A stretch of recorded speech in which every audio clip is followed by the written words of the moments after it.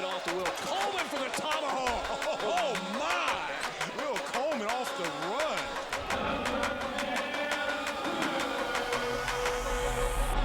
He dominated on the court. Now he brings his talent to the microphone. Welcome to the Will Coleman Show, a Bluff City Media audio podcast. Stepping up to the microphone is the big man himself, Will Coleman. Now, let's get to the show. What's up? What's up? What's up? What's up? Another week, another day, more basketball, more things. But this week I come bearing gifts. As always. I got my man, Kenny, over there on the ones and twos. No, you really can't see him. I've never been able to say that I've been on the ones and twos. I'm on the ones and twos now. You're on ones and twos. I know you can't see him, but I'm gonna give him a nickname. Blank Man, okay? Blank Man. I don't know if y'all. Blank Man is arguably. Blank Man was a great superhero, by the way. And we also have CJ, Mr. CJ Rodgers here, hanging out with us. How you doing, CJ? I'm good, and you? I'm good, man. I'm good. First off, I'm sure you've watched Blank Man. Yes. I'm sure you've watched Blank Man. Blank Man is if you hadn't seen it, go check it out. Blank Man is a great movie, amazing movie.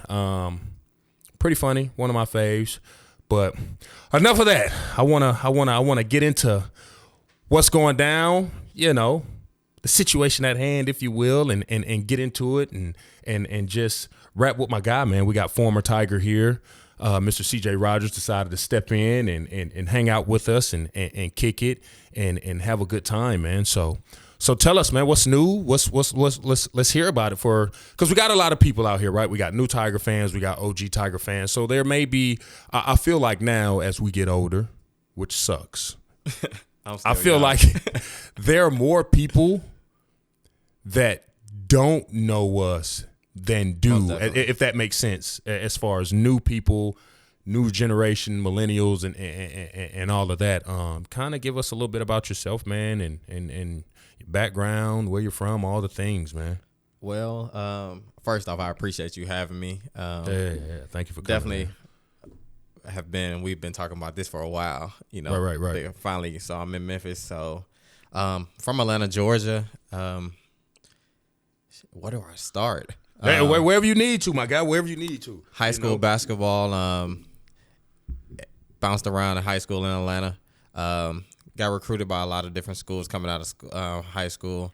Did not choose Memphis. I did not. Okay, all right. I chose another school. The coach ended up leaving, so I went to play somewhere else. We played Memphis when I was in Savannah State. Played Memphis and gave them a handful. Okay. All right. After the game, there were talks with my dad and everybody, and we eventually came over to Memphis the next year. When I got to Memphis, Tubby Smith became the coach, and I thought I was getting one guy, I got another. So my dad said, "Nah, you're gonna stick it out. You're not gonna be able to transfer again." And I intended to do that. I tried. It was nice. I sat out my first year. The year I came back, I eventually left in December and chose to become a pro. Okay. And that probably was a blessing in disguise leaving. I was able to go and have a very good career overseas. Played in the G League for a year. Okay. The bulk of my career was in Mexico, Bosnia, and Saudi Arabia. Made enough money to be doing what I do now, which is I coach a Nike EYBL team here based out of Tennessee in Memphis, Team Thad, by the great Thaddeus Young. I've coached a lot of pros now, and I'm probably one of the best recruiters in the country right now. I like that. Nothing wrong with that, man. Nothing wrong with Hey, college coaches listening, man. You heard what that man just said. That best recruiter. They know. And like the tri-state area, the country, how you feeling? We're talking about the country. The country. And that's probably not to stroke my own ego or nothing, but definitely most college coaches will tell you that I've learned from probably the best recruiter before me, and that's Norton Hurd, who's a young guy, 35, 34, and he's the youngest director in the country. Okay. And now with me, I'm definitely the youngest guy that's doing this. Yeah. Okay, that's super cool, man. Was after playing basketball, was was coaching and recruiting always in the blueprint, or is that something it was just like, man, this is something I'd like to do? Because even me now, I feel like most adults, they have a plan, but I mean, let's be honest, no plan really ever works out how we see fit or how we drew it up. It may work out, but not how we drew it. So was recruiting and coaching always in the blueprint for you? Never. Never thought I would coach. Never thought I'd be a recruiter. I honestly didn't think I was going to be done playing basketball when I was. It hit me all like very differently. I was over there, as you know, once you're overseas, if you get hurt, it's a plane ticket waiting for you. Yeah, you're done. So you're done. I eventually got hurt. Plane ticket was waiting for me. Yeah. They asked me, where did I want to go? Yeah. Was I going to Atlanta? And I said, no. Send me to Memphis. Yeah. I didn't know what I was going to do when I got to Memphis. I was like, I'm just going to train. I'm going to get back on it. Mm-hmm. No, that did not happen. I eventually met Hurd and everybody playing in open gym with that and everybody. Doing that, I eventually told them I can get you some kids in Atlanta. You know, once they were moving, transitioning to Nike, they didn't believe me. I think they thought I was joking. And I delivered on it, and I showed them I was a hard worker. And then they was like, man, you might have a future in this. So with having a future in it, I didn't believe it eventually. Then college coaches started to call me, and I was just like, oh, wow. Then they were like, man, I used to recruit you. And I was like, I can really do this. And then I started to see how much they were getting paid, too. So that's who doesn't want that? A huge incentive. So I'm assuming you know, once the things that you're doing, you're on the road a lot. You got to pick up and go a lot. You really do you really have any downtime? Because I feel like basketball is probably one of the only sports that's 24/7 now. With you got summer league, just on the high school level, on the pro level, on the collegiate level. I feel like basketball is one of the only sports that's 24/7 now, year round. So I mean, do you have any downtime? Do I have downtime? Not really. My downtime is spent with my girl and kid. Okay. When I do have that chance. But I am on the road 24/7. I'm on a plane. I'm going to a high school game or a college game to go watch a former player, or going to some meetings or anything. Like, you don't really have a downtime. When AAU basketball ends, it's time to start recruiting for next year already. USA basketball is going to come up. You might have kids in USA. You might get asked to coach in USA. And so it's a lot of different things that come with it. So if it's not for everybody, I can say that much. That's why a lot of college coaches, you know, they go gray eventually, because it is not an easy job. Right. Well, let me ask you this, because I think a lot of people, you know, can kind of get it, you know, mixed up or just confuse the two. So when you're coaching and recruiting, do you have a space, or even just in the Team Thad program, do you have specific people or a space where kids can come work out? Or are you just, hey, you're recruiting, I want you on my team, I'm going to coach the team? Is there any type of individualism or any space for you know, workshops or guys to come get some work in or anything like that? Most definitely. So Team Thad, and we have Reform Sports. Okay. Reform Sports is, you know, one of Thad's, you know, different businesses he has. So we have a gym located in Cordova, 1375 Big Orange Road. You can go over there, get a membership, and get unlimited training for $150 a month. Like, most trainers are going to charge you $25 to $30 every time they see you. $150 a month. That's like $25. That's not even $25 a day. So you really can go in there and work out as much as you want. Some of the best trainers you will have in the city of Memphis. Some of the most knowledgeable coaches, and in that aspect, we are trained from little babies all the way up through to pros. And everybody's getting the same type of attention. So it's gonna be group work, it can be individual. We got a weight room, all the cardio equipment you can want. We got all the therapy equipment, so the ice tubs and everything, that's all there. Vertimax, shooting guns, so that's totally different. Like, so Reform and Team Thad is totally different. But when it comes to coaching and recruiting, there's different as well. Like, just because I'm coming to recruit you, I'm probably not going to end up coaching you. I recruit from 8th grade, 7th grade, all the way up. So I can't coach every team, but I can go get you the players to be put on the team. So that's how that is. It seemed like y'all got it. It sounds like, Reform Sports and Team Thad kind of it works, cyclically with one another. It's almost like a farming, if you will. If you we got so and so working out over here at Reform Sports. Let's see if we can get him over here in Team. Oh yeah, Thad definitely. Like if we could do that, we definitely will. But at the end of the day, they are two different businesses, and one's a nonprofit. So okay, so because I do know that. I don't know Thad personally. I've just known him from playing basketball with him in open runs and his time in and out of Memphis. And seeing him, and I do know Thad's very, very active in the community. Very. Wherever he is, it seems like whatever city he's in or he's playing, loves to get back. Family man, loves his boys. So, I mean, that makes sense that, one of his operations would be a nonprofit because he's very, very open about what he wants to do in the community. He definitely tries to do that a lot. He does stuff with Mitchell and all other high schools that he's not even trying to get credit for. He's just doing it out of the goodness of his heart. Right. At the end of the day, he don't even have to do the stuff he do for Team Thad, honestly. Like he can be like other programs where he just put his name on it, and just leave it. And leave it alone. But no, he's in the gym. Involved. He's involved. He's on calls with kids. Like he will go to a kid game probably. Like, and, he's been in the NBA 17 years, like 16, 17 years. That's a long time. That's a lot of guys will be out the league by now. Yeah, it's a very long time. And he's actually still on the floor playing. It's a very long time. And even talking to some NBA vets that I know, or some people that I know, they say it all the time. The easy part is getting there. The hard part is staying. Hard part is staying. And I think a lot of people, that goes over a lot of people's head. Because that's obviously the ultimate goal for everybody. They want to go to the NBA, but only 0.01% make it to that because you got a 12-man roster, 400 spots, and it's tough. So once you get in there, once you get in that club, it's hard to stay in that club. And I don't think people realize the amount of work ethic and discipline and commitment that somebody like Thad, obviously off the top of my head, obviously LeBron, you got guys that just hang around for years and years and years. So I think that says a lot, especially when you have a guy like that in your program that wants to pour out and reach out to kids. What was, if you could take one thing, what's one thing you've learned or picked up, being in that program, working with those people and being in that organization?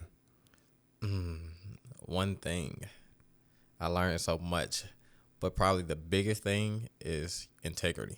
Integrity, okay. You got to be able to be real when people not around you, and when you're in front of them. That's a big one. That's a big one. Being real is a very hard thing, and I think, I guess that's because they're from Walker Homes, and like they really are diehard Walker Homes. Right. If you talk to Hurd and Thad, like they are gonna rep that to the day they die. And they are very authentic and real. Right, and they're gonna be the same person no matter what. And I think you see that because clips go viral. You see Thad and he's not as active, obviously, as his wife on social media, but even when she shows him, he's the exact same person. He don't care what cameras there. He don't care what people there. I'm Thad Young. This is me. This is what you're gonna get. Yeah. And I think a lot of people love that. You being here, so I want to ask you a couple questions. You being here, obviously, Bluff City Media, all things Tigers, and so many other things. I want you to kind of chat about and talk about your tenure or your time, and kind of break it down for me. Your time in Memphis as a Tiger, and your time under Tubby as a Tiger. and we'll address the elephant in the room. When Tubby was here, things kind of, I'm not gonna say they tanked as far as his energy or morale for the city. It just wasn't as high. Can I say it? As I mean, please chime in, because a lot of people want answers. One thing I've learned just from dealing with people, women, so many things. People love clarity. They want clarity and closure. So I think people want to know that. The people want to hear what happened. What happened? What do you think? What happened, Kenny? What do you think? I'm gonna leave it to my guy who was in the locker room with him. So if you can, and you can be you know, I know you just we want to know. You don't have to get too, you know, if you don't want to. But It a lot of wasn't the people best want to know. experience. We'll say that. Okay. But man, the time my year sitting out was probably my best year, honestly. Mm-hmm. That's when I got to, you know, I didn't even know people in Memphis knew who I was. Like they're really they know everything. Yeah. Tiger fans are really crazy. They're gonna stop you everywhere. Yeah. Take care of you. They definitely are there for you. So my year sitting out, like I was probably a little bit depressed at the time because I felt like I should be playing and things like that. Not understanding what kids now can transfer and just go play. Right. Yeah, they don't have to. It's no consequences now. So the time there. Let's see. Definitely a good team. I met a lot of guys. You know, Tuppy did like to go into Atlanta. So it was definitely an Atlanta team that next year. They brought in Ray, Kareem, Kevin, Vic. Somebody else I'm missing too, but it definitely was like 6 or 7 11 kids That was on a one Georgia team. team. Yeah, That was a Georgia team. That was a Georgia team. And Memphis guys definitely, you know, they're used to having a couple Memphis guys. And Jeremiah Martin was clearly that guy from Memphis. So they eventually went ahead and put the ball in his hands and let him do what he do. Atlanta Celtics team. Yeah. But Atlanta Celtics is a very prominent AAU team. Back in the day. Are they still around? They're still around. They're still around? Okay. Oh, yeah. Well, yeah. Adidas. They're still around. Adidas hold that down. But Jabari played for them, right? Jabari Smith. Yeah, we played against Jabari Smith his junior year. Yeah. When I had Bryce McGowan, who plays with Charlotte Hornets right now. Cam Jones was at Marquette, who's their top 10 in the country. He's Cam Jones from Memphis, a kid that everybody should get familiar with. I'm not going to say the Tigers dropped the ball, but he probably should be in a I feel Tiger like jersey. that's your lane, though, right? You're a recruiter, right? You're a coach, right? That's your avenue. You know, it's sleepers out there. It happens all day, every day. Yes. And if you, as a recruiter, He came one of out the best with- in the country, He came out with Kennedy Chandler. You Okay. know, everybody they were really high on Kennedy at the time, but Cam Jones, 6'4" guard. He's just go look him up. He's very good at basketball. Where is Cam at now? Marquette under Shaka Smart. Oh man. Okay, yeah. when did Shaka get there? Shaka's been there. He got there Cam's freshman year, so he got the job from Woj. So Cam's been this year 2, so just be year 2 for him. Okay, 'cause I was about to say, I know he was down there making a little noise in Texas for a little bit, had a good run. Marquette's a better spot for him than Texas is, man. It's Shaka's better in those like underdog, like low, not like Division I programs, but not like on that level of Texas, man. Like Texas is a monster. Yeah, Texas, you need to win now and win or go home. Yeah, like and he's a players coach too. I don't think a lot of people don't understand how important that is. And when I see players coach, there's a few people that stick out in my mind. I'll go ahead and throw Penny in there. I like Penny. I think Penny could be. He's a players coach. Players like Penny. I know it's off topic, but football, you got Dabo Swinney, players coach. Shaka, players coach. And I think some players look for that more so than, am I getting a great coach? Yeah, guys want great coaches, but if they can relate to a coach or really get along with the coach, I think that. I mean, would you agree? Is that something? Oh no, most definitely. I want a guy I can vibe with the whole time. Right. You know, I know we're gonna have our differences always. Every coach you're gonna do that. Nothing's gonna be perfect, but you definitely want somebody you feel like got your back, because you're gonna have theirs. And that's how that goes right there. But Shaka's definitely a player's coach. I didn't see him get down in defensive stance the whole time while his team was on defense. Yeah. I think that's huge. And I think that's huge. Is that a vibe that you were, even when you were at Memphis? Is that something that you think would have helped? Just the overall morale with the team, or did you feel most definitely Tubby was disconnected, or was y'all just not eye to eye, like just as the team as a whole? Because like I said, there's a lot of Atlanta guys, and I'm sure y'all was real tight. But do you think that piece was missing? Well, for me, me and him didn't see eye to eye. We had you have the meetings before the season, and he went ahead and told me that he didn't think this was gonna work. My dad already told me I wasn't transferring, so I wasn't going nowhere. You just had to ride it out. So I had to ride it out no matter what. But if if he was a player's coach in per se, that probably would be really good because you had guys like Malik Rhodes, who was a kid who, was from Cincinnati. That's a dog. A dog that should have been on the floor. Right. And like a dog that can play 94 feet, can make open shots, but probably because of his background, you don't play as much or something like that. Kareem Bruton, another guy who's having a very fruitful career overseas right now, who probably should have been on the floor a lot more. And he even played with Penny, and he's really good at basketball though. Like it's very hard, but if with certain coaches, if in Memphis especially, you got to be involved in the community. Or they're gonna crucify you. Like Pastner was a little awkward per se, when it came to like everyday conversations. Yeah, what I say? Hey, what I say? I love my guy. I love my guy. Talk hoops till he blue in the face. Yeah. You ask him what he having for dinner. Yeah. It's like he saw a ghost. No, that's my boy though. Josh a good guy though, but he can be awkward a little bit. But talk basketball with him all day. All day. And he do or die for his kids. Oh yeah.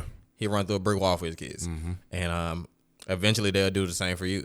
So that's probably a thing. Tubby probably was a little bit more disconnected with times are changing. The game was changing at that time too. You got to think. When you watched them Memphis teams at that time, if you even watched, you were probably shooting under 10 or 7 in the shot clock. Yeah, it's not like that. Like it's time to. It's an up and down. Shoot the ball. Yeah. Threes are going to happen, but with certain systems in place, you don't have that type of freedom, and you're more scared of a dog off a chain than one that's on one. Yeah, and that's pretty much how you can explain that. Yeah. So do you think considering where he went after he left Memphis, he went back to his alma mater. Do you think Memphis was too big?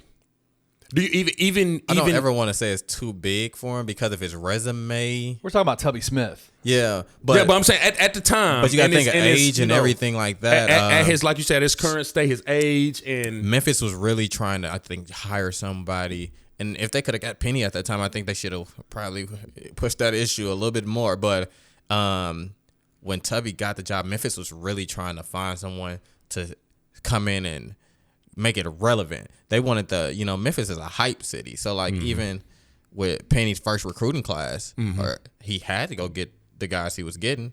Like, and then the next year when he brought in the number 1 recruiting class, it was more so a hype of things. Like, he brought the hype back to the city. I didn't get to see Joe Jackson play and things like that. But they said the city was on fire at the time. That was king of Memphis. So when as a Tigers, like I didn't get to watch Derrick Rose play. I watched it on TV, of course, because I was a kid. But it was hype. So without that hype, for those 4 years Tubby was here, I think, is the Tiger program probably took some steps backwards. And so getting Penny brought that hype and relevancy back. Now they're in conversations automatically. Yeah. You're not going to forget about them. Yeah. During that Tubby time, people forget 21 wins every year. Yeah. Like, Penny won 21 wins and went to the tournament. Yeah. You got to think, what's the real difference here? We had the same records, but according to, fans and everybody else. So the flair was missing from Tubby. The flair was missing, and in a city like Memphis, I've learned you gotta have that. Yeah. And like you gotta embrace the city's culture, like being a dog. You gotta have some Memphis kids. Honestly, you missed out on a lot of Memphis kids who I'm not gonna say they all should have played, because Memphis is a high major basketball school, what people fail to realize. Not in a high major conference, but it is one. But they definitely missed out on a couple kids they should have had, and it probably could have brought the flair back, but they didn't come here. They chose to go other places, and they're successful now. But during that time, definitely that kind of hurt. And then nobody wants you to go recruit JUCO kids. Yeah. And then the transfer portal wasn't the big thing at the time, so you're going to get transfers too. They definitely don't want to hear that. Yeah. So let me ask you, someone that's in it full time, that coaches and recruits. Me personally, I have my take on it. I think it's a bad idea. I think it's a terrible idea. Someone that really knows basketball, do you think it's okay, or do you think it's it's solid to recruit in-town kids? Because me personally, I think horrible. I think it's a lot of you got your mom and then your dad, you got your friends, then you got your posses, then you got your. Do you think recruiting hometown guys can work? Because I don't think so. Me personally, if I was a coach, depending on the city I am in, if I was in Memphis, I probably wouldn't do it as much. Okay. It would have to be the right family, the right kid, and everybody around it, because there's so many different moving pieces with kids nowadays. They have handlers and all this other kind of stuff that's going on. So in a city like Memphis, it's very hard to do because Memphis is, they're going to give it to you real and raw. So, Right. And then so after the game, they might be behind your bench talking to the kids. Oh, yeah. And we see it now. Oh, yeah. So Oh, yeah. you gotta really watch for stuff like that. And me personally, I recruit parents too. Like when I go recruit kids, even for like Team That, I'm gonna look and see how crazy is your dad and mom. Like, are you throwing a fit every time the coach pull them out the game? Because at college, I don't need you doing that. And I've seen it happen even in my time in locker rooms. Yeah. That parents are going crazy behind the bench, and then after the game, they want to tell their kid, man, don't do what the coach say. Yeah. You know, I need you to do it this way. Yeah. So everybody has their own hidden agenda. So Yeah. Okay. Let me ask you this. So obviously, you stated you love Memphis. You like being here. The city's great. The city's amazing. How have you been, or what would you say, or how would you describe Penny's tenure? I know he's 5 years in, but he's also brand new to this. Is he as someone that coaches, recruits, and loves the game? Is he underachieving? Is he overachieving? Is he in stride? Do you see any ascension? How do you see? Because I think Penny's been here 5 years, and what is his overall 100 and some change? You remember Kenny? Do you know how? I'd have to look it up. I can't remember what it is. Yeah. I think he's doing a solid job, and I think he's learning so much on the way. How do you feel about the current state of the program right now? the program is in perfect hands. I will say that much. Okay. People probably should relax. To tell Memphis Tigers fans to relax would be crucifixion, though. So you can't tell them to do that. Yeah. But Penny is doing a great job. I can say that much. You got to think about it. Year one, brought in Alo, Tyler, and everybody. Really good class to even have, and then kept half the team with Tubby, and still was able to win. You know. Yeah. He brought the first year bringing the flair back. You know, they came with the black floor, Memphis Madness. Was that the first? Was that first year? Was it NIT? Was the first year? 2021 No. was 2021 was the NIT. NIT. Yeah. 2021. So Okay. the next year's 2018 was the year you're talking about. That's the first year. I have a question for you about that. You obviously are affiliated with Team Thad now. You weren't back then. Tyler Harris, Yeah. obviously Team Thad. Yeah. The dynamics, and if there are people that aren't in Memphis that don't understand the AAU dynamic in Memphis, at that point, Penny Hardaway had an AAU team. And let's be real about the dynamic between Team Thad and Penny's AAU squads. It wasn't great. Nah. So getting Tyler Harris to come play for him in 2018, that was a huge deal for the program, right? Definitely. At that time, because you gotta remember, Tubby tried to recruit Tyler. Yeah. Penny got the job and things started to change. So Penny and Hurd and Terrence Scales and Frank Harris, they all had their, talk. And once Penny got that Memphis job, it's college now. Like Hurd is the guy. He had been for a little while now. With Team Thad. Team Thad has put in a lot of kids in Division I schools. Yeah. And not even just Division I schools, but he's put them into, the NBA, OG Anunoby. So, so getting Tyler Harris was really big for the city of Memphis because that kid could have went and played at Baylor very easily. And so they definitely had their differences, and now they don't. They didn't. They clearly got rid of that really quick because heck, Musa Cisse played with Team Thad, and eventually came as well. And there might be more in the future. They might not be from teams but definitely they're going to continue to try to recruit the kids out of that program now, especially with it being the only Nike EYBL team in the state or even in the tri-state area. Right. And I think that says a lot, especially because basketball beef can get extensive. It can be a whole thing and a whole ordeal. And for something like that to happen, especially to get Harris to come on over and play, I think that says a lot about Penny. I think it shows a lot of maturity on everybody's part. No doubt. But I also think that, I feel like you got to be one hell of a recruiter to kind of, walk into. It's very hard, treacherous. Not to listen to Penny Hardaway though. Yeah. When he walked through your living room and come sit down at your table and recruit you. Yeah. No, he coming in with a Louis Vuitton backpack. Mm-hmm. Got the nice shoes that he wearing shoes just like we wear. So who doesn't want with his to name come on play? them too, though? Yeah, A player's coach. Yeah, then his Like- name's on his shoes. Yeah. Especially with NIL now. with his who don't logo? want to be the Come first on, one-cent man. athlete. Yeah. And it's still yet to be one. So that's the thing. Who doesn't want to play for this guy? Yeah, I think that says a lot, and it sells a lot, and it's very enticing to a lot of guys who are on those recruiting circuits. And I didn't think of this, but just per this conversation, I had a very serious question or something that I think is very prevalent. I know coaches recruit, but with the way the game is now in the NCAA, with the way it is now, do you think these guys? I don't know if a coach got to do much recruiting because I feel like I can get on Instagram. If I am a Mikey Williams, I go hit up literally whoever I want. Hey, look. These guys want me. I kind of got the juice. Let's get together. Let's see if we can get to the same school. Let's see.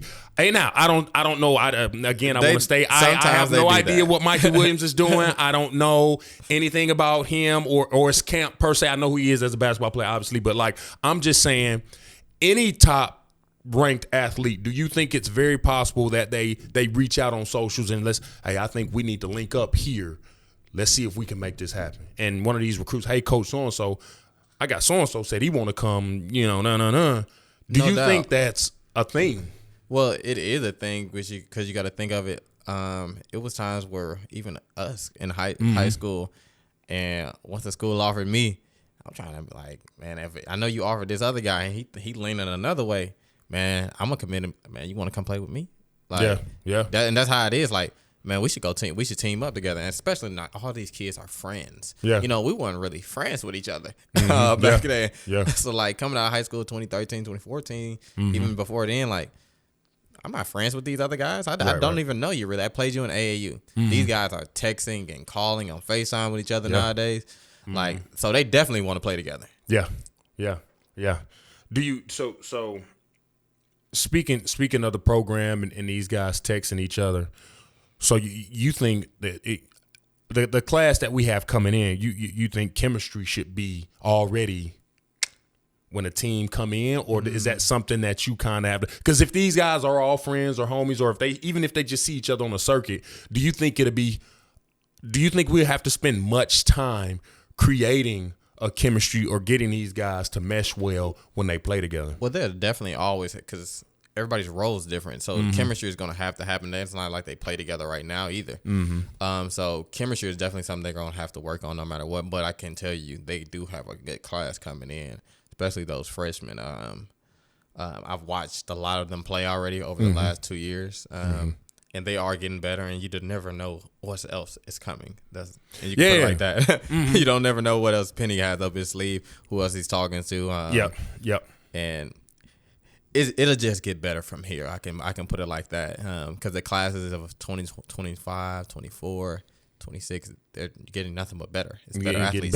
Better and better. And I think that's cool. You bring that up, and I ask that because again, Tiger fans, hey, just relax.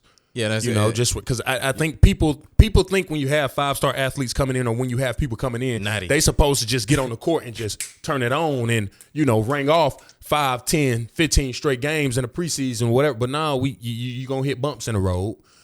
people are still trying to figure one another out. Things are going to happen. You're going to have to adjust. So, I think it's important, like you said, just, hey, relax. It's all right. It's okay. It's okay. It's okay. You're going to lose some. Yeah, you're going to win some, you're going to lose some. You don't want to lose them all, but exactly. but exactly. It's definitely he's doing one hell of a job. Okay. Let me ask you one more question. What kind of potential do you see in this program, and what can Penny bring to the table that he hasn't already? What do you think does he have more in the tank, and what do you see the potential surrounding this program? In a short time, he's shown you that he can recruit, and just not even kids he have a connection to, because there was no connection to Precious and all these other kids. He had to go walk in living rooms for them. I understand the James Wiseman thing, and a couple of the other kids, but he's shown you I can go get kids. Yeah, he went in a portal and got Kendrick Davis. Yeah, and he's one hell of a ball player. Yeah, That was wild. Yeah. I don't even know, and that came out of nowhere. Yeah, it's not like I don't think it was something that we picked up on and was like, hey, Penny snooping around SMU, about to grab this KD DeAndre kid. Williams. Yeah, Evansville, you went and got him. Yeah, these are sleepers. You weren't thinking about. Yeah. You weren't. Their name weren't shouting out at you. Yeah, now they were shouting at us for sure last year because KD Like, kind he of was went getting bananas busy. last year when he played us. He showed us, why he is who he is. No doubt. And obviously, he was dealt a hand that, not really in his man. Let me tell you, KD 6'2". Yeah, if he Kendrick Davis? Yeah, if he was If I'm saying, if he anywhere near was. my height. Oh, he was 6'2". I If was he like, was. that man ain't no 6'2". No, I can tell you that. if he was, No, if he was Come any on, man. inches 6 foot. Let me Yeah. ask you this: what is it that you see? I mean, you're a guard. What Will thinks he's a guard. Every big man thinks they're guards, right? Yes. Will like to shoot threes. Will But likes they to shoot cash, those though. threes. They cash. They cash. They cash. They cash at Bellevue. That's where they cash at. What is it? I mean, Kendrick obviously has aspirations to go pro, No and doubt. and He's going. He's so pro. what is it though that I mean? Obviously, the NBA is all about foreseeable, like seeing something in the future, like potential, and letting somebody But he's going to come in as a veteran guy who's played a ton of college games, high level games. Why has he not gone pro yet? Why hasn't he gone pro yet? It wasn't his time. You got to leave when you're supposed to. A lot of times you see a lot of kids who will come back and it hurts them. Kendrick Davis is actually helping himself right now. If he can get Memphis anywhere in this tournament and be productive in this conference tournament, and they're making a run and hitting on all cylinders, he's going to be able to show a lot of pro scouts that I'm a winner. I can play point and I can still get the job done and score. You've seen guys like Chris Chiozza, very small guard, similar to Kendrick Davis. He's been in the NBA on NBA rosters, Golden State Warriors, Brooklyn Nets, and Houston Rockets, And it's produced. and still producing and still in the NBA. Kendrick Davis can be in those exact shoes and probably be able to do a little bit more. So you never know. But I don't think he should have left last year when he was at SMU. He didn't really. He scored the ball well, but now he's in the conversation of being wooden and doing all these other things. He didn't have those same accolades last year. What is it about a guard though? So college basketball changed a lot since y'all two were in it? Like the look, the feel, the way that the game is played. What would you say is different about the game now compared to when you guys were on the court? Well, when Will was playing, they were throwing him the ball That- or just throwing Biggs the ball sometimes. It started to change around me. I think my freshman year before I got to Memphis, we were shooting a lot of threes at this time already. And then when it really started to change after that, I'd say it's gotten faster. The speed is very fast. It's faster. And you're gonna get tired very quickly. I see them guys. I look at Jaden Hardaway and all these kids like Elijah when they playing D hard as hell. They gotta run up and down the court. Then come and you probably be on the court 3 minutes and that you put your hand up. Come get me, please. And I think that's where a lot of people get frustrated too when they say, you know, and I know it's come up in conversation with Penny as well as far as figuring out his rotation scheme. But I don't think they play defense too hard. Yeah, I don't think there's such thing because your conditioning is going to vary with each individual. So if a player can come in and give you 3 solid minutes versus where you got a KD will let you. He'll go 40 minutes if you. Oh no, yeah, he won't come out the game if you don't pull him. He's not gonna do it. DeAndre would try to do the same thing. Yeah. And that can hurt you. So and the Memphis plays so hard on the defensive end when they all are locking into what Penny is actually trying to tell them to do. So when they're doing that, when they're pressing and because college teams don't press. They don't. It's the same thing as Team Thad. Like we're the only AAU team that presses. Although I did see they lost last night when Purdue. they played Purdue. But that trap can be very effective, and But you even got in the athletes to do it. Yeah, in 2019? No, excuse me, it was 2010. I think Missouri. I don't think people remember. That was when they had. Was it Jay Crowder? No, not Jay Crowder. What's my guy name? When we went to the Sweet 16, Tyreek Evans, Evans and Willie Kemp, they ran that 2-2-1, and they had the front court at the top. They They had the front court at the top, and then, you had your wings in the middle, and you had your point up back, and they ate us alive with it. Yeah, no, but Ate us alive they had in the the tournament. athletes to do that. Yeah, you got that. And it's in teams. You got to be well equipped to press. You got to be well equipped to press, and I don't think Definitely. people understand that. And your conditioning has to be well. You got me thinking about now. Was it Carroll? It was you talking about 2010, 2011, or is that the year you're talking about? It's Yeah, with Tyree when Evans. Phil Pressey, Matt Pressey, Michael Dixon Jr., Marcus Denman, Kadeem Green, Lawrence Bowers, Justin Stafford, Kim English, Jarrett Sutton, Steve Moore. Yeah, and it may be the year before that because that was when Carroll was there too. That's who was there. Oh, Damari? Yeah. Yeah. That was that. It was that year. How good was Damari Carroll in college? My gosh. I mean, a cheat code. Yeah. Cheat code. That was my 8th grade year. I definitely remember watching that. Yeah, cheat code. It was crazy. And watching that, and to your point, like you said, I bet when you're even on the road, because Penny liked to press a lot too, and like you said, college teams really don't do it, but when they do it and they do it well, it's effective. Turnovers, you scaring people. I mean, so many things happen. You'll be surprised how many guards you see will turn the ball over if they get pressed in college. Like, it's very a lot. And so with Penny doing that, having the athletes he does have, and he's going to continue to get better athletes, every year. But Will, could you have lasted in that press? How many minutes could you have played at a time at any given time? If you were at the physical peak that you were at when you played at Memphis, how long could you have lasted in the Penny Hardaway press? Man, I don't know, man, because even when I was at school, our strength and conditioning coach was borderline crazy. It was a guy named Richard Hogan's. I think he owns his own fitness studio up in like Boston now, but like Richard Hogan's, he was pretty doggone good at his job. You weren't there with Frank, were you? No. Frank crazy. Frank's wild. Frank put a damn sand pit in y'all's practice facility. And his philosophy was like, and even somebody that dabbles in fitness as much as I do, Frank was the guy, you can go work out at any place in the world, but Frank will have you come in and do something crazy just to get you to say you tired, and then it'll come back and be like, see, that's why I'm the best. That's why I'm the best, man. That's why I'm the best. But Richard Hogan's had us at our peak condition. He was very good at his job. I mean, you can ask Willie Kemp, Pierre Henderson Niles. Robert Sally, Donnell Mack. I mean, these guys were under Richard Hogan's, and I think he was just solid, man. he changed our body. He changed everybody, man. He changed everybody. So let me ask you this.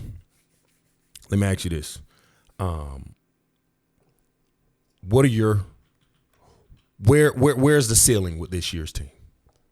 Do you see what do you see? Do you see a long run in the NCAA tournament? Do you see us winning a conference championship? Do you see what does CJ see out of this Tigers team this year? let's start off with the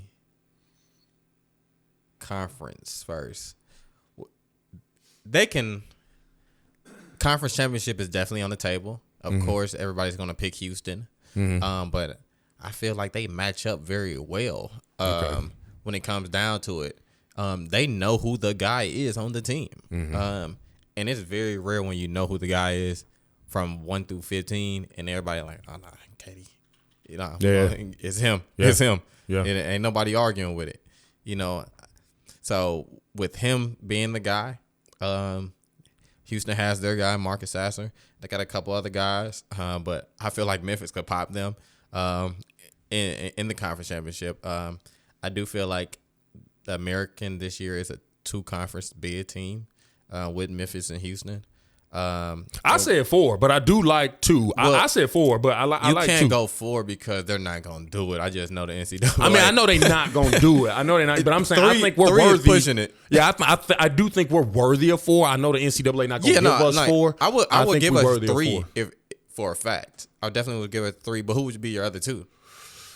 Tulane. Yeah, I like Tulane. Tulane's up and coming, man. Tulane's going to be good Cincinnati in the tournament, like conference tournament. But Tulane's not going to be good just flat out winning. Because if you look at them, they get up to play certain teams, and they didn't. So they're not consistent. Yeah, then they're going to lose to the Eastern Carolina or something. Yeah. So, I mean, couldn't you say the same thing about the Tigers, honestly, this year, though? I mean, they've done that a little bit. I mean, this year has been better, right? But yeah, this year has been really good. I know everybody's upset they lost to Tulane, but Tulane has had numbers every year. Yeah, every year. It's like you said, it's no consistency. Like they definitely get it done when they come play big teams every year. Like they're gonna come do that. Yeah. Ron Hunter at Tulane is one of my favorite Georgia coaches. State. Do you remember the Georgia State? Yeah, he had the Achilles. He had the Achilles, and still coaching. They Had his son on the team. Yeah. R.J. Hunter hit that 3-pointer at the buzzer in the NCAA tournament, and he fell off the floor. Anyway, since that game, that Georgia State run,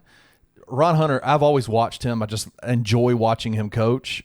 He's a great coach. Great Guy too. Players coach. Yep. Players coach. Definitely. Players coach. Every guy, if you transfer out of from a school, Georgia State, and you're from Georgia, he's going to come get you. They end up getting Kevin Ware after the Louisville injury. They got Ryan Harrow from Kentucky. They already had RJ. Hell, he got DeMarcus Simons out of there. He's producing pros. I can say that much. Is Ryan Hero related to Tyler? No, Ryan Harrow played. He's from Georgia. He's went to Milton High School in Georgia. Before Hoop Mixtape was Hoop Mixtape, Ryan Harrow. He's the first Hoop Mixtape guy. Before John Wall and everybody else, like you was that guy Ryan if you had a Harrow. Hoop Mixtape. Like Ryan, like you was the man. He was Brandon. He's on Brandon. He was like that in high school. Like he's 6'2" guard. That's why I modeled my whole game after. I got in a lot of trouble trying to play like him. Okay. Who did you copy? Like, who was your guy when you growing up playing ball? Who did you watch? Who did I you looked copy? up to him, Ryan Harrow. Ryan Harrow, his last name Harrow. Watched him play all while I was at elementary school. So he was the first guy I watched him play Austin Rivers. So Austin Rivers came to town. Everybody knew who he was. He used to have the one sleeve with the 2 sides on it, 2 different colors. So everybody's like, man, I want that. Ryan came out there, big baggy jersey, baggy T-shirt under there, and got to it. And I was just like, yeah, I want to be like him, Dad. I want to be like him. And ever since then, him, and then, of course, everybody, I love Kobe. I'm a diehard fan, so I always, bite on my jersey and everything. I wanted to be just like him and tried to walk and talk like him. Got him tatted on me 3-4 times already. Is Kobe your GOAT? Yes. So like I'm old enough to remember Jordan.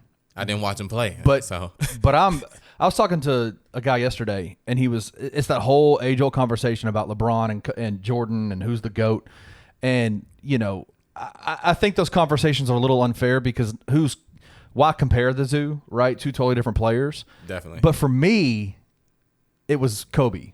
Like Kobe was my GOAT growing up, like just dominant in every way, and it was so dope to be able to see him we're about the same age. And so it was so dope to see him coming into the NBA and doing what he did. It was just wild, man. Just wild just to see how good he was. He's for me, he's my GOAT, but I still think LeBron's the most talented player I've ever seen play the game, ever.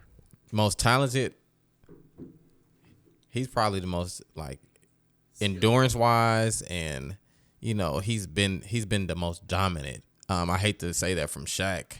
But, like, LeBron has been dominant for a very long time. You think LeBron, when you just dominance, you giving that to LeBron before you give it to Shaq? No, like Shaq's the most dominant player to ever play. Shaq has that title, but when I don't want to say LeBron's the most talented player ever. Like, I think Kobe's the best player to ever touch a ball, just for me. But talent-wise, like, if you watched, and when we talk about talent, we talk about just pure skill. You got to look at guys like Kyrie, Kevin Durant. Like, just from a talent standpoint, it's nothing those guys can't do. Like, Kyrie doesn't have to dribble. Like, I know everybody gets caught up in all the dribble. His footwork is impeccable. Yeah.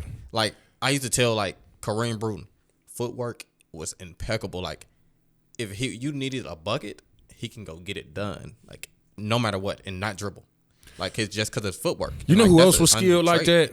A lot of people forget, but they used to refer to it as old man moves, but CDR, man.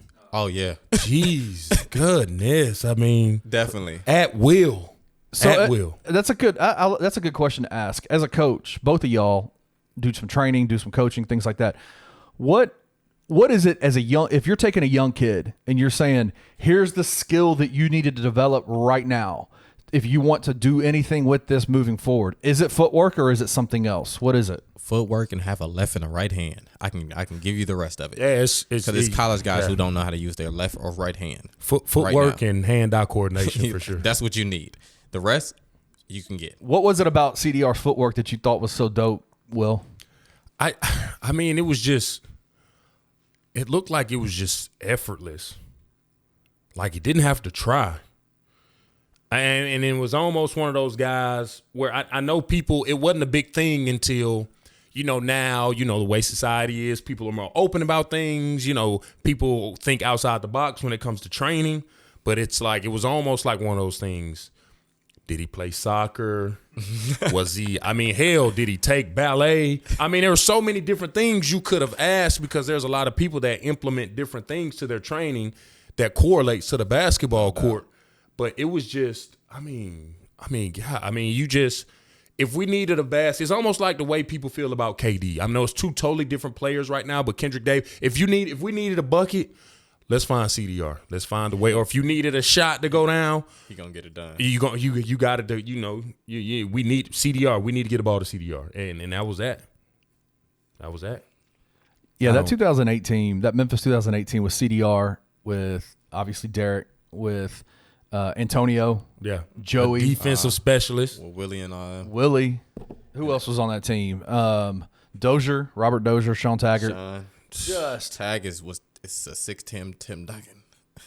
No lie. And now he's coaching out here in Collierville, man. Yeah, congrats to Sean, man. And he still can go a little bit if he decide he won't get in shape. He talk about it all the time. If he decides to play, Tag could go make a lot of money right now. Yeah, he'll tell you to your face, I'm lazy, bro. He'll tell you to your face. Definitely. I'm lazy, dog. I've embraced the dad bod. I'm cool on it. He'll tell you straight up. He'll tell you straight up. I embraced the dad bod when I first started my kid, and I've gone even further than that. Like I'll let you know. I've embraced the little Debbie snack at 12 o'clock at night diet. That's what I do. Yeah. I find myself trying to do that one too now. Oh gosh, y'all, man! Not at midnight. I know. In the middle of the night. It's terrible. In the middle of the night, sneaking out the bed, he go get don't wake her up. Hey, all you gotta do is watch Will Coleman's IG account, and all you see is he ain't doing that at night. He make me feel bad. Listen, I'm gonna get in that cycle bar though. Come take a class. I just told him. Come on, take a class. Are you gonna do it? Yes. Let's go together and let's do a cycle bar class with Will.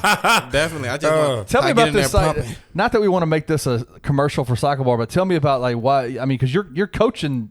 Yeah. So it's basically it's a 45-minute indoor cycling class based off of you got certain intervals and you do a little choreography. The music it's a music based studio.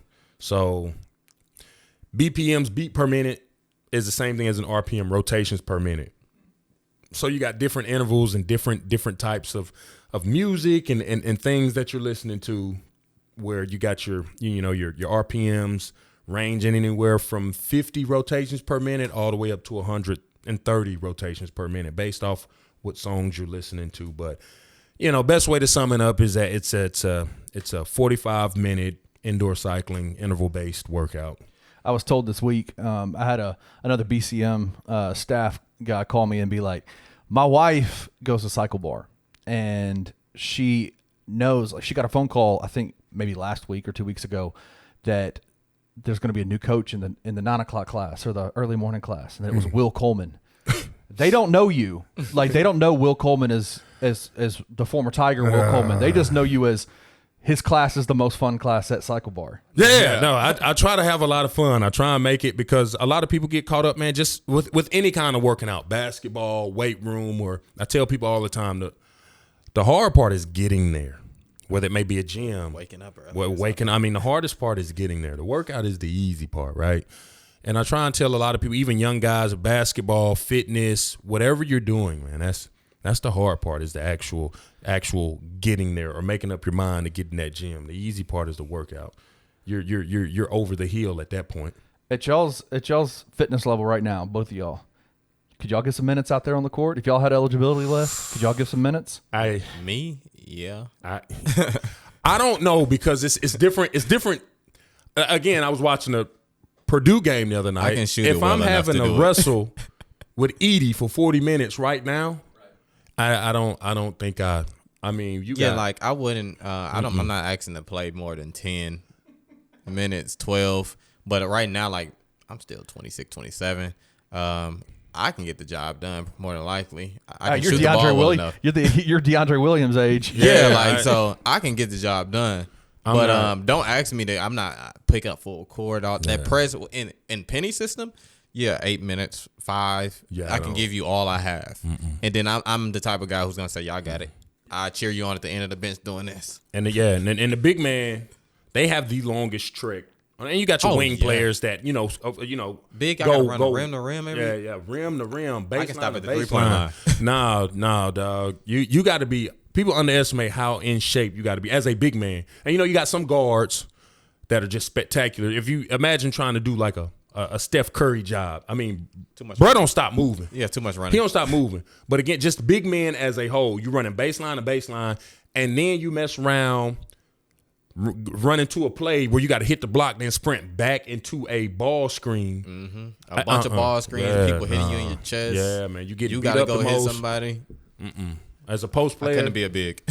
it's absolute hell. You mentioned Steph Curry a second ago. Did y'all see what Isaiah Thomas said about him a couple days ago? What did he say? What'd he say? He said Steph Curry's a good player, but if he were to play in my day, Yeah, I'm gonna end that conversation. You don't even have to say anything more. I hate when older if y'all- guys bring that is up. that not does that not drive y'all crazy? It drives If me he were to crazy. play in my day, he said the way the rules are set up defensively, Steph would average 15 points a game. And he's crazy. He's crazy. My dad played in the league. My uncles played in the league. He They will tell you right now the basketball is better. Could you imagine if they plop Kevin Durant down into the 70s and 80s? He'd be an alien out there. They wouldn't know what to do with him. I just told somebody this the other day. I'm not even gonna put Kevin Durant. I will go and say, put Andre Iguodala. Back then, he would be LeBron Iggy and was Michael a Jordan. bucket, dog. He would be Iggy Michael was a Jordan. bucket. Hey. Like, you put Sixers Iguodala back then, Iggy back and in the the day. Sixers was a bucket. Yeah, Like, Iggy was a bucket back Think then. about it. Like, you put guys like him just with their talent level. Drew Holiday, guys like that. You just drop them back then. You was looking at you, and people were going crazy for Mike. No disrespect to Michael Jordan, but like people were going crazy. You talking about guys who are the game is getting better every year. It's new moves. They're more athletic, different technology in their body. Like it's nothing you can do with these guys. John Stockton got to guard Russell Westbrook. Let's be honest. That's all you got to say. He's got to guard Steph Curry. Let him guard Yeah. Steph. Yeah, man. I mean, if Russell's just, we're talking about a different type of body, right? Like a 6'4", like supremely athletic, big guard. We're not even just talking. I mean, we're talking about Steph Curry, who's a prototypical size of a. Yeah. Except for he's 6'3", 6'4". Yeah. 6'3". But his abilities, there's just, I think if you take any of the major players from every decade, they would do well in any generation of the NBA. Most definitely. But then the rest of them. The rest of them is the question, right? It's the others. Yes that and are no. the question. The others are. It's a no. Yeah, like man. the basketball from 2000s and up is definitely. Gilbert Arenas says it's the best. They will kill them, and it like you can take the bench players and drop them off. Back then, like with their skill set now, I don't care how physical you try to be. I'm gonna smack your hand every time you put it in there. Yeah, like man. Hand checking. I understand. Totally different like, vibe. I'm gonna smack every time you put your hand there. You're gonna get tired of getting your hand smacked. Yeah, totally different vibe, totally different era, man. Well, CJ, I actually got one more question. Is that cool, Will? Yeah, I'm sorry. no way. It's not every day we get to have somebody who has made a career in playing basketball. And I wanted to ask you, like, every guy's dream when they're coming out of high school is to play NBA ball, right? To go play NBA ball. doubt. But you spent some years overseas playing ball. Tell me about you. We have references to this. Like, you look at a guy like Joey Dorsey, right, who spent time in the NBA, the bottom of the bench, just wasn't, I don't know, maybe tall enough or big enough to play as a big man in the NBA. He played for the Houston Rockets for some years, did his thing over there. But then that man went overseas and played and made a life for himself. Like, you look at his Instagram when he was playing overseas, and it was just like, yo, like, this is crazy. Tell me, like, for the guys that you deal with, that you recruit, that you talk to, that are all like, I'm going to be the next dude in the NBA, how do you share with them, like, the benefits, the opportunities that are there for them overseas? Like, what? I give them my story. I thought, when did I stop thinking I should go to the NBA? I think 12th grade. It kind of hit me when, like, all the McDonald's stuff was coming out and all that. It became a reality that, like, and my dad and I watched my dad and them play basketball overseas, and my uncles play overseas. And overseas is a nice place. You get to travel and do everything. Yeah. So when I tell kids now that overseas is not a bad thing, you gonna make $1 million. Lester Hudson makes millions of dollars overseas. Tax free. Tax free. Because you're not getting paid from the U.S. So a lot of people don't forget that's tax free. Like, I was getting tax-free. money, like, and I would tell people, like, nobody's touching my money. Like, they're putting it in my hand, putting money in my hand or putting it in the bank account. Like, who's gonna touch it? Like, it's straight to me. Like, so you're still making enough money. Like, the G League doesn't pay enough. I try to tell people that. Like, I did that. You don't want that money. We need teachers in America, but that's a teacher's salary. Right. They should be paying more, and the G League needs to pay more. But definitely, overseas you can live a fruitful life.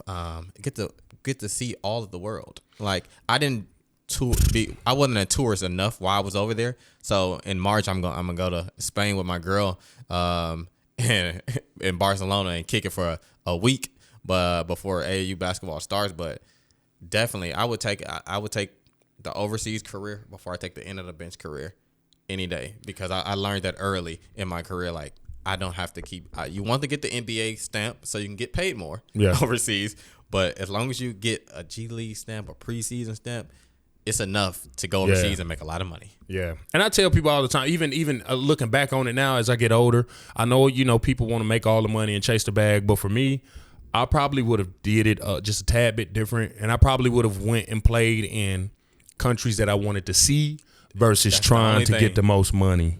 Like, I hate that I never got to go to Asia. Like, I would have loved to go play in Korea or China. Especially I'm a huge anime guy too. I would have 100% went to China and played for as long as I could. China was tough, man. I didn't play in China. I lived in China for 4 years and went to go see a bunch of the CBA games. It's a different world, man. Yeah. It's a different world over there. I wanted to play in Singapore bad. Singapore would be awesome, right? But, like, you think about, like, Europe. You think about, like, Spain, Greece. Greece is amazing. Greece is amazing. I had a blast in Greece. That's a good place to be. I had a blast in Greece. Come on, Israel too. Israel's probably one of my top. Anywhere but Romania. For multiple reasons, but Romania's too cold or just not enough money? Too cold. Yeah, it's Too cold. cold. Very cold. Cold over there, man. It's cold. Yeah, it's wild. The Middle East was probably the best, I think, because it's still warm. I spent a little time in Qatar, so it's nice. Yeah, Qatar, Qatar, I know that's a huge debate. Yeah, so the Middle East is definitely my favorite place to ever be. I really would have liked to have played more in, like, the heart of Africa. Yeah, right. Definitely wish I could have been all over Europe, you know, and not just the cities where you were trying to make the most money, like you said. Definitely, because I wanted to be a tourist. Like, Right. I never got to do that part. So now I'm about to make up and do it now. Yeah. Go back and go visit everywhere. Yeah. And I'm going to all the wine bars, everywhere I can go, I'm probably gonna go. Yeah. You know, as long as I can afford it, I'm there. As long as that's the biggest point. That's the biggest point right here. But everything's relatively cheaper over there too. Oh, so. no doubt. A lot of, like we was talking in the car. $20 flight. Once you get over there, you can go fly somewhere else at $20. Trains, convenient. I mean, so many different things. So many different things. So what's your goals, man? Where do you want to be? You want to stay in the you want to try to go college coaching, or do you want to go pro coach? What do you want to do? We just got done talking about that. So eventually, is I don't know when I get my degree, because I didn't get it. I am going to be a college coach. There's no ifs, ands, or buts about it. I'm probably gonna end up doing that. And honestly, I don't want to be a head coach in college. That is not the job for me. I'm a people person. I can recruit. So I can go get you some good guys. So I can bring you the good guys into the program, and I can be a motivational guy, player development coach while I'm there, and motivate them before the games and get everybody ready. But I definitely want to get into the college field. I've had a couple opportunities to do so, but with no degree, it's kind of hard to do that. So once I get that'll be it. But I'm not in a rush, I would say, because I love what I do right now. And I'm benefiting a lot from it. It's opening a lot of doors. I'm shaking hands with a lot of important people right now. So I definitely don't want to rush it, but it's definitely something I want to do. That way I can take care of, the family and stuff like that as well. Cool. All right, well, this is my last question. I got you. I promise you. I'm sorry. No, you're good, dude. Both of y'all college guys. Both of y'all know the game. I've had this conversation with a few people. I'm an NBA guy. I love watching the NBA. I love the skill level. I love the way that the game is played. College ball can be a little rough sometimes to watch because of not only the number one, I think it's the refs. I think the reffing is terrible. I think they just kill the game all the time. But if you guys could make 3 rule changes to college basketball to make the game more palatable to watch, to make the game more enjoyable to watch, what rules would you change? In NBA? No, in college. Rule changes? I think Give me 6 fouls. That'd be number 1. 6 fouls. I know they started doing it in the NBA, but I like the challenge aspect. Definitely. I like that challenge aspect. Even if I you would just need get more one challenges though. if you get 1.5, Yeah. if you can get 2 challenges total, 1 each half, I think that will significantly change a lot of things. I would rather not have halves though.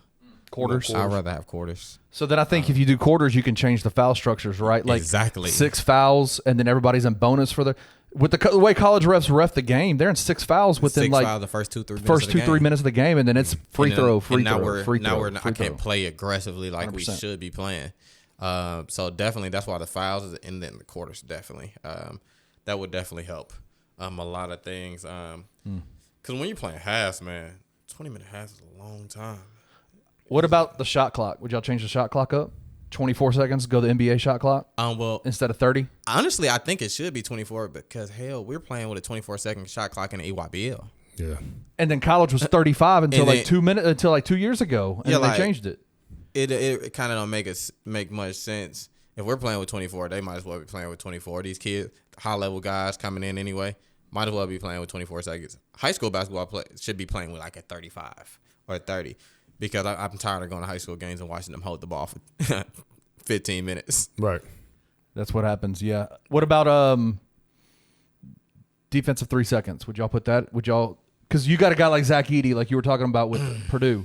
Would you put Zach? You could plant Zach. You could plant Zach at the rim. I think you keep that because I think that's a part of the game that you learn and stuff. It sharpens the mind so much.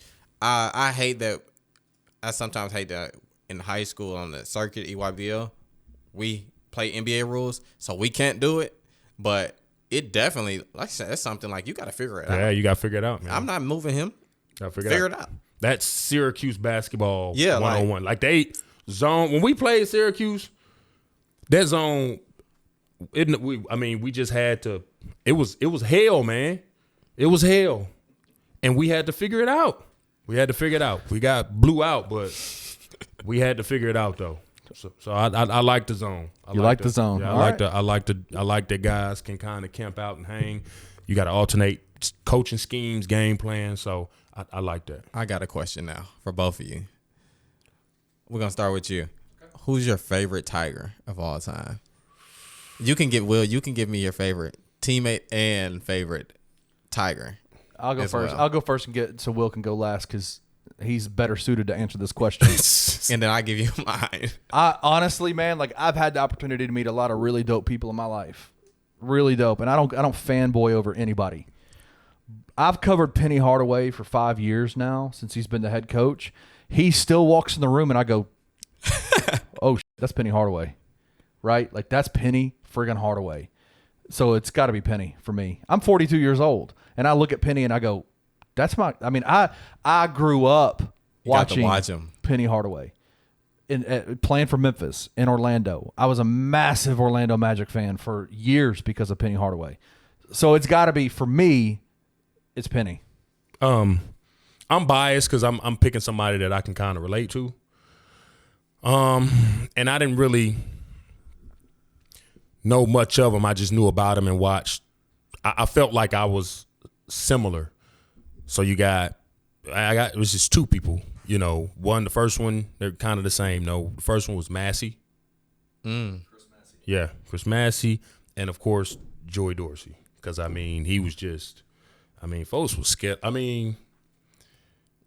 It's a big body.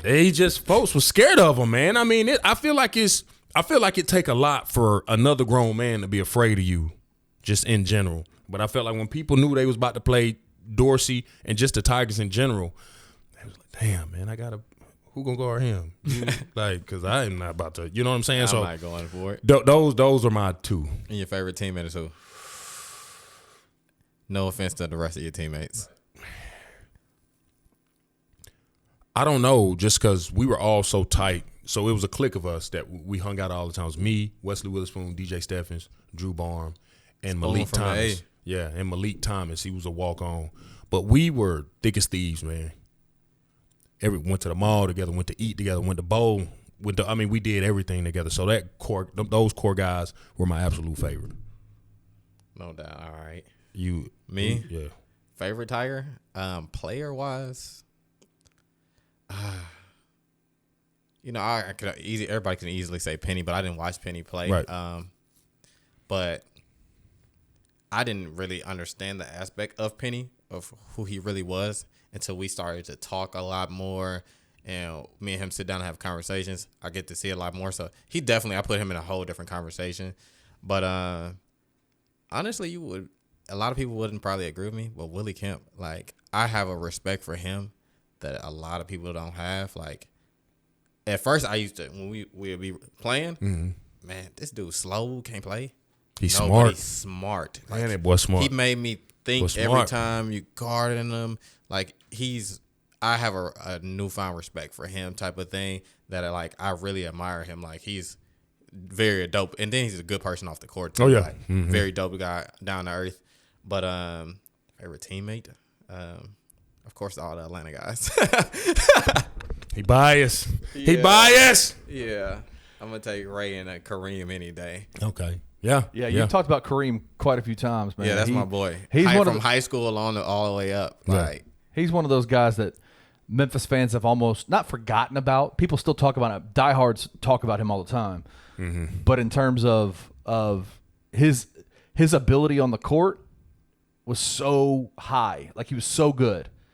But it was during that time period where everything was a little bit down, right? Like, everything was a little bit down. So it's kind of disappointing. So, like, if you were to take like a Kareem Bruton and bring him to this year's team, crazy, right? Yeah. Like, yeah, crazy. definitely. You have another guy who you can depend on, like night in, night out. If KD have one of them nights where he ain't on, you don't have to try to force a DeAndre to be a scorer. he can get the job done. Definitely. Yeah. But definitely, those two definitely. Okay. Cool, man. Cool. CJ, thanks for coming out, man. Thanks for I kicking appreciate y'all. it with us for a little bit this afternoon, man. Definitely. Again, as always, Tiger fans, all the fans, we love y'all, man. We love all of y'all. Thank y'all for tuning in. Plenty more to come. We're going to get out of here. Peace. Thank you for listening to this episode of The Will Coleman Show. If you enjoyed this episode, please leave a rating and a comment wherever you download your podcasts. Head over to www.bluffcitymedia.co, where you will find comprehensive coverage of Tiger athletics and how you can become a contributor.